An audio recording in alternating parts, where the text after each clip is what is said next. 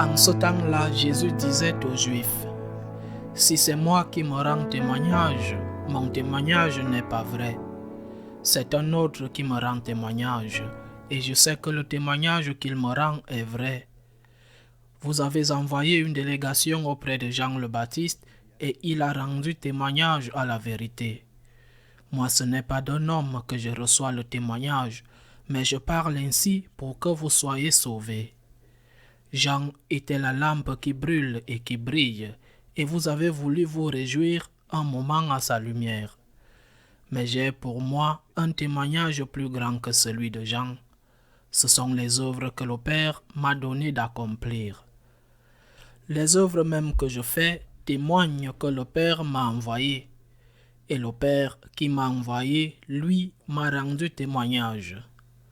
Vous n'avez jamais entendu sa voix, vous n'avez jamais vu sa face, et vous ne laissez pas sa parole demeurer en vous. Puisque vous ne croyez pas en celui que le Père a envoyé, vous scrutez les Écritures parce que vous pensez y trouver la vie éternelle. Or, ce sont les Écritures qui me rendent témoignage, et vous ne voulez pas venir à moi pour avoir la vie. La gloire, je ne la reçois pas des hommes. D'ailleurs, je vous connais. Vous n'avez pas en vous l'amour de Dieu. Moi, je suis venu au nom de mon Père, et vous ne me recevez pas. Qu'un autre vienne en son nom, celui-là, vous le recevrez. Comment pourriez-vous croire, vous qui recevez votre gloire les uns des autres, et qui ne cherchez pas la gloire qui vient du Dieu unique? Ne pensez pas que c'est moi qui vous accuserai devant le Père. Votre accusateur, c'est Moïse, et qui vous avez mis votre espérance. Si vous croyiez Moïse, vous me croiriez aussi, car c'est à mon sujet qu'il a écrit. Mais si vous ne croyez pas ses écrits, comment croirez-vous mes paroles? Acclamons la parole de Dieu. Dans ce fragment de l'évangile de Saint Jean se trouve une partie d'un des derniers discours, ou alors d'une des dernières polémiques de Jésus avec les pharisiens. Il y a deux choses que je voudrais souligner et sur lesquelles je voudrais méditer. Tout d'abord, Jésus dit que le Père lui rend témoignage et qu'il le fait par les œuvres.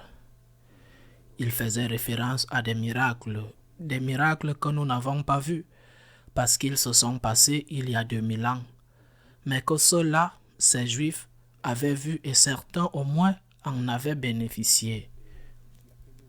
Mais si ces miracles, la multiplication des pains, la guérison des 10 lépreux, la guérison du paralytique, si ces miracles nous ne les avons pas vus, mais que nous en avons vu d'autres, pourquoi ne croyons-nous pas à ces miracles que le Seigneur a fait dans nos vies?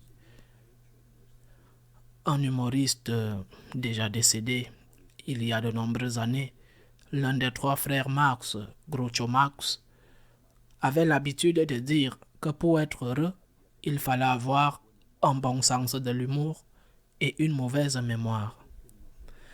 Je pense que nous avons une mauvaise mémoire sélective. Nous nous souvenons, même si de nombreuses années se sont écoulées, des mauvaises choses qui nous ont été faites, et les bonnes choses par contre, nous les oublions immédiatement.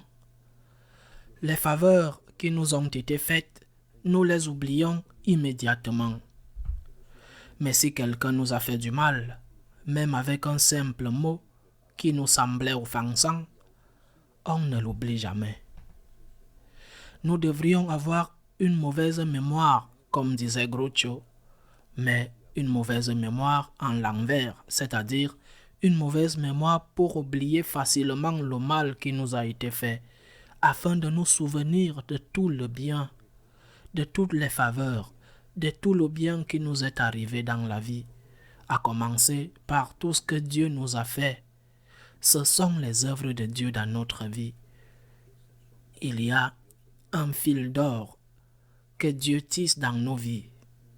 Il tisse ses points d'amour avec ce fil d'or Et nous devrions suivre cette piste pour ne jamais oublier, pour que notre mauvaise mémoire n'oublie jamais tout ce que Dieu a fait avec nous et pour nous avant même notre naissance. Mais il y a autre chose dans cet évangile. Jésus dit que nous donnons crédit aux hommes et nous ne lui donnons pas crédit. C'est vrai, à bien des égards. Par exemple, avec les hommes politiques.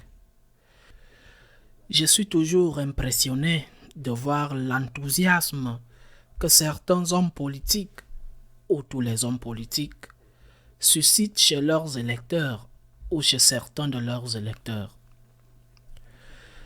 Moi, j'ai de l'enthousiasme, ce qu'on appelle de l'enthousiasme seulement pour notre Seigneur Jésus-Christ.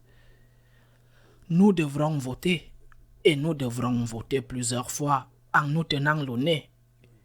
Et nous devrons voter plusieurs fois pour le moindre mal, parce que sinon, les options sont très mauvaises. Mais il y a très peu, voire aucun enthousiasme et crédit en moi pour les hommes politiques. En revanche, beaucoup de gens, un grand nombre de gens sont enthousiastes. Je vois qu'ils sont enthousiastes et peu importe si ces hommes politiques ne tiennent pas leurs promesses, peu importe s'ils sont trompés à maintes reprises. Peu importe si à la fin, il est démontré qu'ils sont corrompus, qu'ils ont volé l'argent public, peu importe, ils continuent à susciter de l'enthousiasme. Je veux dire, je pense que c'est une foi plus grande que la foi religieuse. Comment peuvent-ils avoir foi en ces gens ou en ce que ces gens prêchent et représentent, si à maintes reprises ils ont menti, trompé, brisé leurs promesses? Ils se permettent même le luxe de dire « Ah, mais ils n'auraient pas dû croire en nos promesses parce que c'était des promesses électorales. » Peu importe, ils y croient et je le répète encore et encore. Ce n'est pas qu'une fois dans ta vie on t'a trompé parce que tu étais une personne inexpérimentée. Tu étais un jeune et ils ont mis un drapeau avec des idéaux devant toi et tu l'as suivi et ensuite tu as réalisé qu'au fond, c'était un piège. Non, c'est juste que c'est encore et encore. Mais avec Jésus, nous exigeons continuellement des preuves, des démonstrations, des miracles, ce que nous ne demandons pas aux hommes politiques. Nous disons que ce miracle soit accompli et ensuite que celui-ci soit accompli si tu veux que je croie en toi. Ou encore, tu ne m'as pas fait ce miracle que j'ai demandé, alors je cesserai de croire en toi. Comme nous sommes offensants envers Dieu, si offensants. Il a fait des œuvres dans nos vies. Il a cousu avec ce fil d'or notre existence et il continue de le faire chaque jour. Il répare les déchirures et les blessures que nous faisons ou que les autres nous font. Souvenons-nous toujours de ces œuvres d'amour, ces œuvres, ces moments où nous nous sommes sentis portés dans ses bras par sa miséricorde. Ayons une bonne mémoire, certes, et de la bonne humeur, mais une mauvaise mémoire pour le mal et une excellente mémoire pour ne jamais oublier les choses que Dieu nous a données, les dons qu'il nous a faits et aussi les bonnes choses que les autres nous ont faites. Loué soit Jésus-Christ.